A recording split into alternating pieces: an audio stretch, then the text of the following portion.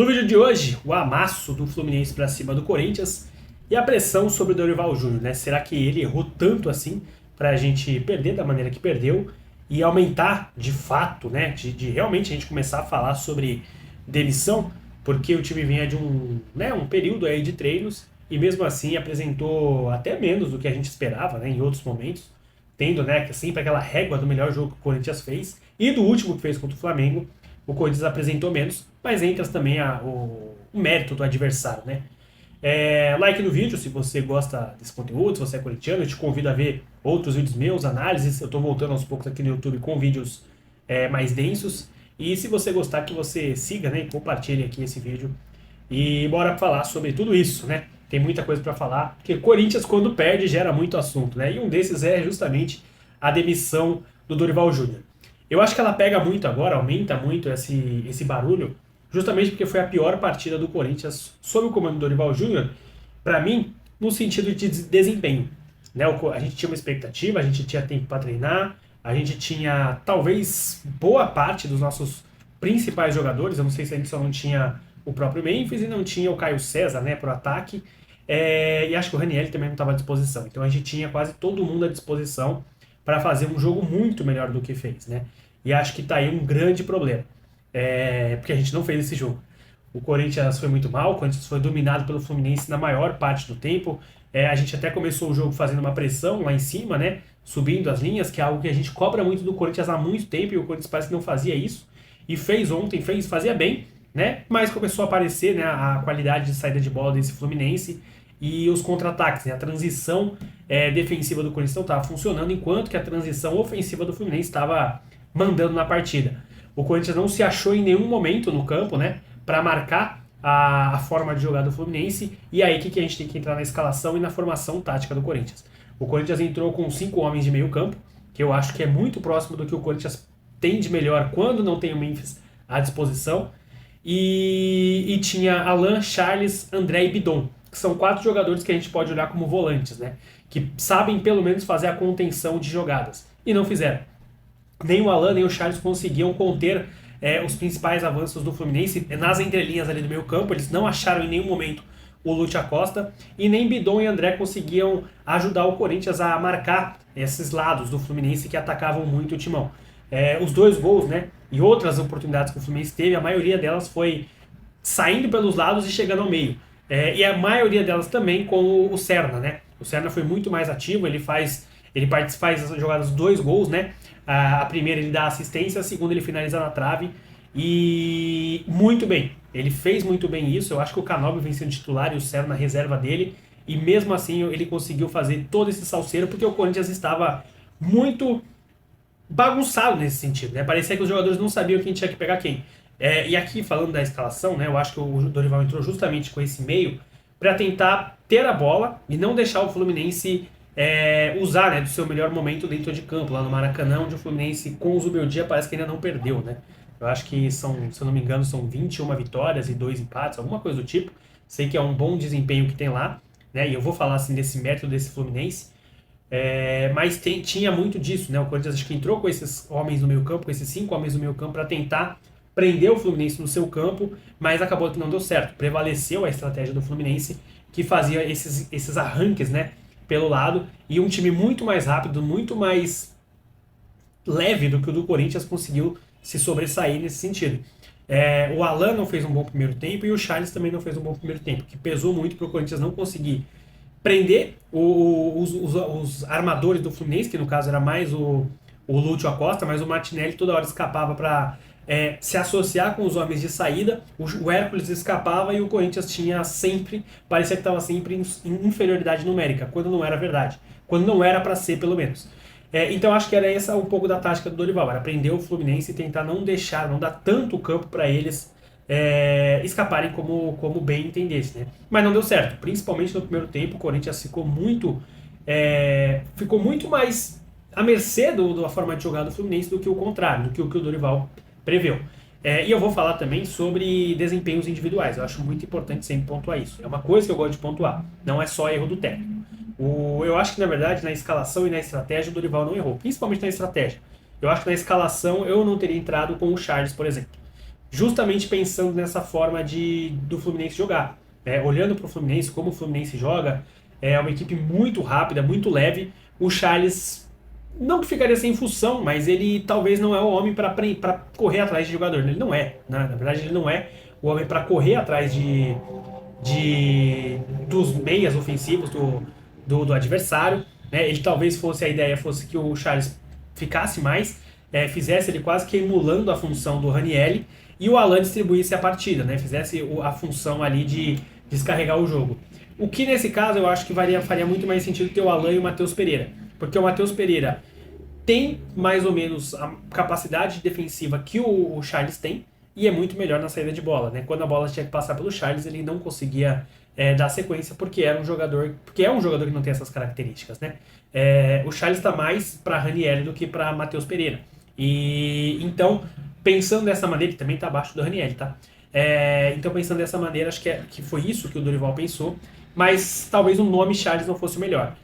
Com esse meio campo, com essas opções que a gente tinha ontem, talvez valesse muito mais a pena um dos dois, como o Breno Bidon ou o André, fazer essa função do Charles, dar um passo para trás e o Corinthians ter um homem a mais ali para jogar. Talvez o Kaique correndo mais atrás dos alas e dos pontas do Fluminense. Talvez, se fosse, né, se o Carrilho tivesse à disposição, acho que seria o mais ideal, porque aí seria um jogador que faria com que o Fluminense se preocupasse mais com um homem mais criativo, né? Se o Lingard talvez estivesse num grande momento, talvez ele já tivesse à disposição há mais tempo, né, e jogando mais, talvez pudesse ser também essa opção para cair pelos lados e ajudar o Corinthians a se desafogar. Mas enquanto o Garro não consegue ser esse homem com tanta constância, né? Porque o Garro faz bons jogos, depois faz jogos ruins. Ontem fez um jogo ruim também. Era bom que a gente tivesse um jogador como o Lingard. E acho que talvez a gente tenha encontrado uma opção boa, né? Eu vou falar do Zaccaria, que entrou na partida também numa roubada, mas que não foi tão mal e talvez deu uma luz pra gente ali pra frente. E então talvez o Corinthians precisasse ter um pouquinho mais de equilíbrio entre homens que armassem o jogo e que conseguissem conter os avanços do Fluminense. Eu acho que mesmo com 4 jogadores de marcação, né, ou pelo menos que tem como função original marcação, porque o André é um volante de origem, né, ele era até lateral direito na base do Corinthians, e o Bidon se destaca por ser também um jogador que sabe marcar, sabe ganhar duelo, sabe desarmar. E nenhum deles funcionou como isso. Então o Corinthians já perdeu muito ali. E o Corinthians tem uma zaga lenta, né? O Gabriel Paulista e o Gustavo Henrique são ótimos zagueiros. Eles são bons no mano a mano e eles são bons também no jogo aéreo, principalmente no jogo aéreo. Mas eles não são zagueiros rápidos.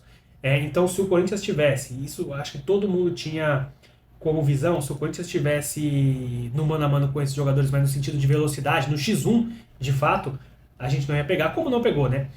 Das 2 oportunidades que eles tiveram de escapar, eles escaparam e o Corinthians se complicou muito assim.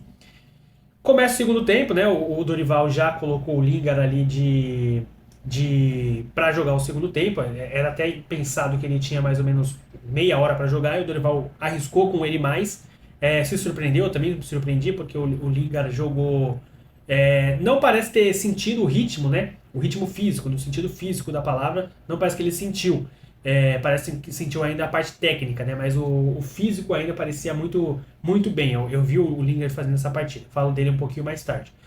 E para tentar ter um homem a mais atacando as linhas do Fluminense, né? Porque o Fluminense acabou ficando à vontade por isso. O Corinthians não conseguia pressionar tanto as linhas e errava muito nesses últimos passes que também poderiam fazer com que a zaga do Fluminense desse aquele passo atrás. Que também não é uma zaga das mais rápidas, mas é uma zaga que o Freitas é muito questionado mas o jeito de jogar é pensado para que os homens do meio campo estejam sempre buscando a correria, né? Então o Corinthians não conseguia fazer com que o Fluminense ficasse mais preso no seu campo de defesa e por isso sofria muito com isso. Até porque o Fluminense era mandante, tinha a estratégia um pouco a seu favor por usar o campo. Então colocar um homem a mais de ataque, né, como foi a entrada do Lingard, era uma boa. Só que o jogo já estava 2-0, né? Era muito difícil que a gente conseguisse uma reversão. O Vasco conseguiu recentemente, né? Mas é um clássico, as outras coisas acontecem. O Corinthians deveria conseguir, mas não vem conseguindo virar jogos. Isso é um problema. E então entrar com o Lingard talvez fosse uma boa, para ele se associar e ficar muito mais perto do Yuri Alberto, que é como o Memphis joga. Que é como o Dorival diz que quer usar o Lingard, né? Que é como segundo atacante ali, como um jogador que busca se associar com outros homens da frente. E ele foi bem na função de ponta, né? Ele estava se aparecendo muito para o jogo, né? No sentido de buscar muito a linha de fundo, conseguir fazer as jogadas e as jogadas passarem pelo seu pé. Então ele entrou bem dessa maneira, né? Então ia funcionando. Parecia que o Corinthians ia ter uma certa... ia melhorar um pouquinho ofensivamente até acontecer a expulsão do Alan, e aí acaba com qualquer tipo de estratégia, né? Tudo que o Corinthians pensou pro segundo tempo, ela vai por água abaixo quando o jogador é expulso, né? Foi mais ou menos ali os 15, 20 do segundo tempo. O Alan, de uma maneira bizarra, fez um gesto obsceno que tem que sim ser punido, tanto como foi punido de cartão vermelho, mas que o Corinthians também tem que punir o jogador, porque não dá para você prejudicar todo um time com uma coisa como essa, né? E aí o Corinthians teria que repensar toda a sua forma de jogar. E foi o que o Dorival fez, né? Ele mexeu no time, ele voltou mais para a formação de começo de partida, com as mudanças que fez, tirou o Roberto, tirou o Garro, e acabou tentando, né, diminuir o prejuízo, né? Ou tentar manter só um 2-0. Mas aí o Corinthians toma o terceiro, né? O Fluminense consegue fazer uma linha de passe dentro da área, o que mais uma vez mostra como o Corinthians não estava bem defensivamente, e o Fluminense consegue o terceiro gol. Depois disso, o Fluminense recua, né? Deixa o jogo para lá, já era 40 do segundo tempo. O Corinthians até consegue uma pressão, faz um primeiro gol. Teve uma oportunidade antes, né? Nesse primeiro gol com o Zaccaria e o Lingard, né? Se associando. O Lingard finalizou em cima do Fábio. Talvez ele pudesse ter dado passe no Dieguinho, que entrava do outro lado, mas era pouco, né?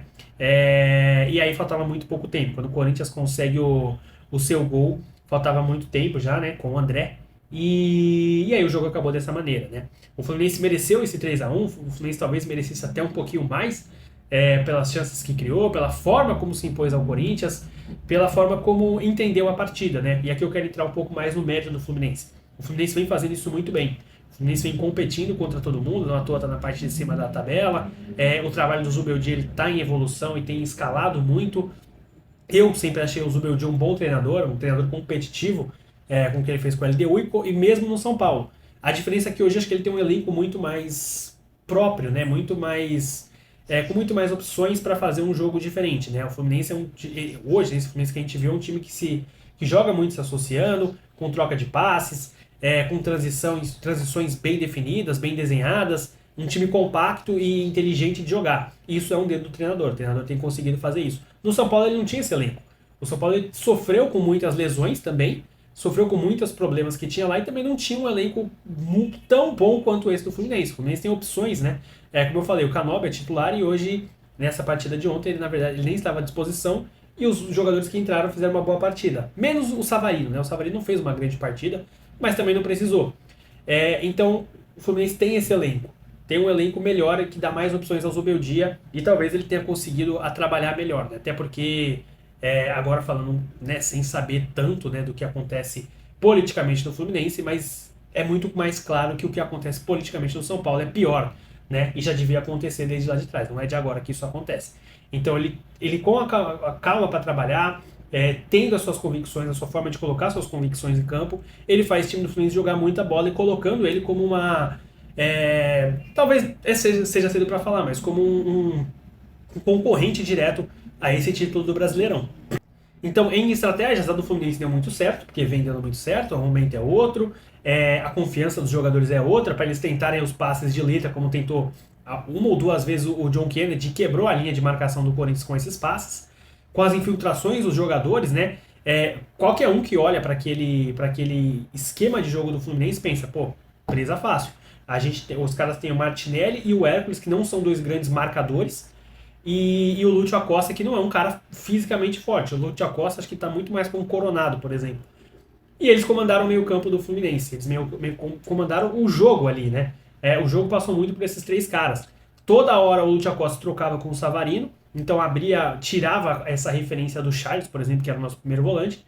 E os dois volantes participavam da partida como queriam. O Martinelli toda hora distribuindo o jogo, o Hércules chegando no ataque, é assim que ele faz o segundo gol. E com um problema também grande, aí, porque o Corinthians tinha 4 homens de marcação e ninguém acompanhou o Hércules para chegar dentro da área e finalizar bem. E então mostra como tudo era positivo para o Fluminense. E quando acontece isso, o mais normal é que aconteça um resultado como esse.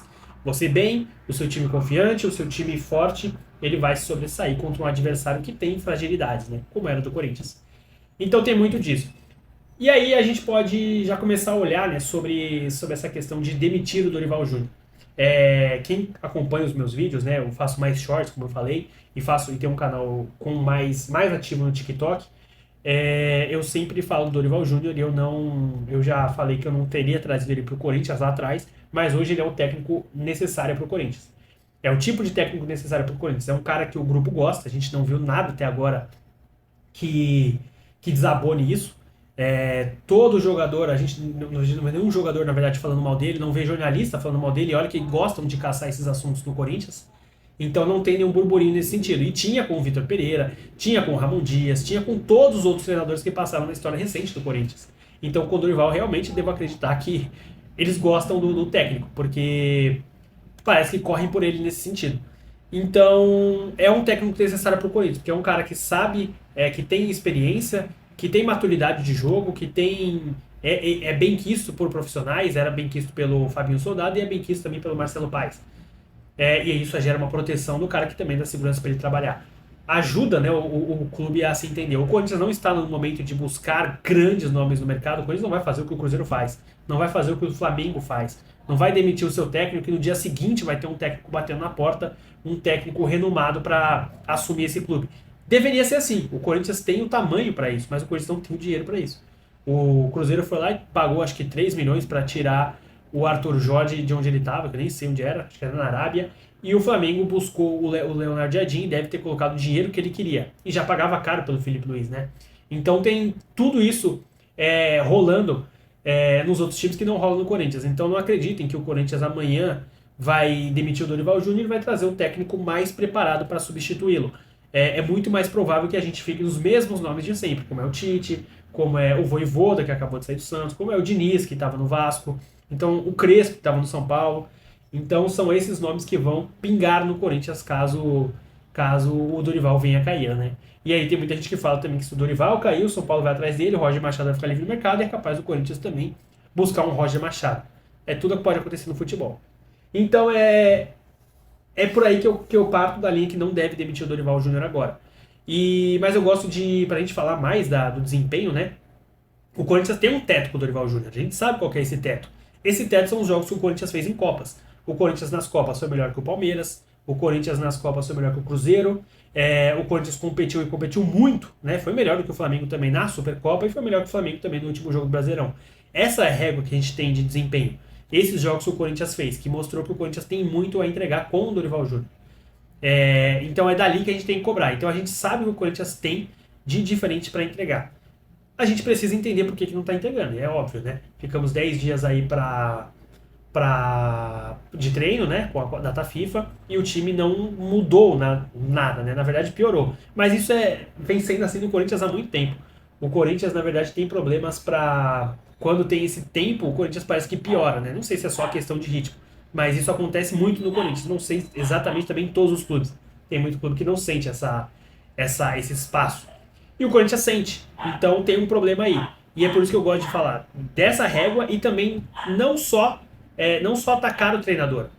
Acho que a gente aqui no Brasil, a gente tem essa cultura de proteger muitos jogadores. Em qualquer crise a gente olha muito mais para o problema, como o técnico como problema do que os jogadores.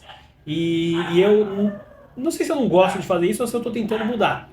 Porque ontem me incomodou muito algumas posturas de alguns jogadores e vem incomodando há algum tempo, né? Essa questão que a gente fala, né, que é meio velado, que eles jogam quando querem, isso pra mim é um problema, e é um problema maior, um problema de geral ali, da questão do futebol, e talvez com o técnico também conte isso, mas os jogadores não deveriam ser assim, né? O Memphis, ele, por exemplo, não vem jogando nada esse ano, e pesa muito você ter o seu principal jogador, ou um dos seus principais jogadores não jogando bem. O Garro não vem jogando bem, e vem sendo mais cobrado do que o Memphis, por exemplo, mas ontem, por exemplo, o André não fez uma boa partida. O André fez o gol. O André é um jogador que aparece muito para jogar, ele é muito participativo, mas ele errou muito, principalmente no primeiro tempo. Cansei de reclamar das perdas de posse que ele teve no primeiro tempo. Muito erro ali. O Charles também, ele pouco agrega, né, na forma de jogar do Corinthians, né? Então, porque o Dorival pensou ontem, o Dorival errou em escalar o Charles, mas o Charles também não fez nem por onde para tentar justificar o porquê que ele entrou. Então a gente tira muito o peso dos jogadores e coloca muito peso no técnico. É claro que é mais fácil você trocar um do que trocar 30, né? Do que se trocar o seu elenco. Mas os jogadores erram muito. Em muitas partidas desse ano, o nosso Hugo Souza, que é um cara que eu acho que tem muito crédito, é um jogador que talvez dos que não são ídolos ainda, é o cara que está ascendendo ali, tem muita gente que já considera, mas ele também errou muito e isso cai na conta do treinador também, porque os resultados não acabam não vindo. E errou contra o Flamengo, talvez a gente pudesse ter outra partida contra o Flamengo se o Hugo não tivesse errado com 1 minuto de jogo. Então a gente tem que começar a dar mais peso para o que os jogadores fazem, né? Tem jogo que a gente espera muito dos jogadores e eles acabam não entregando nada. E isso vai diretamente ao resultado, né? Claro que vai diretamente ao resultado, não preciso nem falar, isso é óbvio. Mas a gente tem esse negócio de colocar toda a culpa no treinador e olhar menos para o que o jogador está fazendo. Esse é um problema cultural aqui do futebol brasileiro. Então tem que ter uma cobrança ali também nesse elenco, né? Se de fato acontece essa coisa deles escolherem as partidas, tá na hora do Marcelo Paes, nosso diretor de futebol, chegar junto do Dorival Júnior e entender o porquê que acontece isso, entender como que tá acontecendo isso, se é uma coisa também que parte da comissão, que olha, hoje a gente pode fazer um jogo assim, eu não acredito que isso aconteça, não acredito que ele chegou, a gente pode pensar num empate aqui hoje, e no próximo jogo, que é um jogo de Copa, a gente tentar correr o máximo para conseguir a vitória. Eu não consigo acreditar nisso, né? Pode ser que aconteça, mas eu não consigo acreditar. Então a gente precisa ter um entendimento sobre isso, né? O porquê que acontece isso e as pessoas que são de fato, né, importantes na gestão do futebol conseguir cobrar e extrair desses jogadores o mesmo desempenho do maior teto que o Corinthians já teve deles em qualquer partida do campeonato. Porque não é um elenco barato, não talvez de longe um dos melhores elencos que o Corinthians tem desde 2015 e às vezes o desempenho não é igual, né? Então não faz sentido ter isso. Não faz sentido você ter um elenco caro que não entrega, né? Diferente que você possa esperar que entregue, né? Porque é diferente dos elencos de 2020, 2021, 2019, que eram elencos caros, mas porque tinham muitos jogadores, muitos bagres juntos que ganhavam muito dinheiro e a gente não tinha nenhuma expectativa. Mas hoje tem, hoje há uma expectativa muito grande. Então, tudo isso me faz não desejar, né, ou não pensar, ou tentar não cogitar a demissão do Dorival Júnior, né? A gente cobrar os jogadores que precisam entregar mais, a gente entender que não há no mercado opções tão válidas que possam mudar o panorama do Corinthians e que o Corinthians não vai conseguir fazer o que o Flamengo e o Cruzeiro fez, que é buscar qualquer treinador do mercado. Para fechar, a gente pode falar aqui das estreias, né? Porque eu vou considerar que o Zaccaria estreou ontem. Mas falando mais do Lingard, que é um jogador que a expectativa é diferente. É um jogador que tá em outro momento de carreira também, né? Um jogador inglês que vem pro Corinthians, é um nome grande do futebol, principalmente do futebol brasileiro. Talvez não tenha sido muita coisa lá na Europa. Mas disputou a Copa do Mundo, é um jogador que foi revelado no Manchester United, então tem um peso bastante diferente nesse sentido. E a estreia dele não foi ruim, no meu ponto de vista, do que eu esperava do Lingard. Talvez eu esperasse um jogador que se ele jogasse mesmo os 30 ou 25 minutos que se disseram que era a expectativa, ele pudesse entregar mais tecnicamente do que ele entregou. Mas, olhando para o contexto que ele entrou, o Corinthians perdendo por 2-0, resultado já totalmente inquinado para o Fluminense. O Corinthians com 1 a menos, né, porque ficou ali depois do tempo em que ele entrou, contra um adversário bastante qualificado, era normal que ele sentisse muito a partida, que ele sentisse o ritmo de jogo, que ele ficasse um pouquinho escondido. E não foi isso que aconteceu 100%.